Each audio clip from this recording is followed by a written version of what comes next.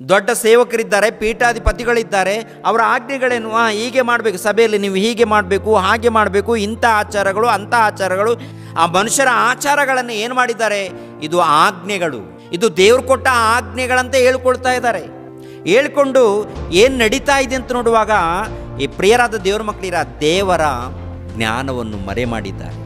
ಅಂದರೆ ಪರಲೋಕಕ್ಕೆ ಹೋಗುವಂಥ ದಾರಿಯನ್ನು ಮುಚ್ಚಿದ್ದಾರೆ.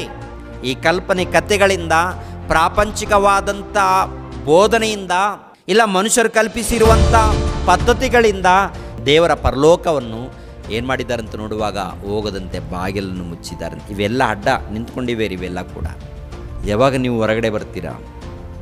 ಯಾವಾಗ ಜಾಗ್ರತೆ ಪಡ್ತೀರಾ? ಯಾವಾಗ ಎಚ್ಚರಿಕೆ ತಗೊಳ್ತೀರಾ? ನೀವು ನಿಮ್ಮ ಸಭೆಯಲ್ಲಿ ಇದ್ದುಕೊಂಡು ಜಾಗ್ರತೆ ಪಡಬೇಕಾಗುತ್ತೆ. ಎಲ್ಲಿಗೆ ಹೋಗೋದು ಬೇಕಾಗಿಲ್ಲ, ಇನ್ನೊಂದು ಕಡೆ ಎಲ್ಲಿಗೆ ಹೋಗೋದು ಬೇಕಾಗಿಲ್ಲ. ಟೋಟಲ್ ಪ್ರಪಂಚನೇ ಹಾಳಾಗಿದೆ. ಎಲ್ಲಿಗೋದ್ರೂ ಕೂಡ ಬರೀ ಕತೆಗಳೇ ಇರುತ್ತೆ. ಮತ್ತೇನು ಮಾಡ್ತೀರಾ?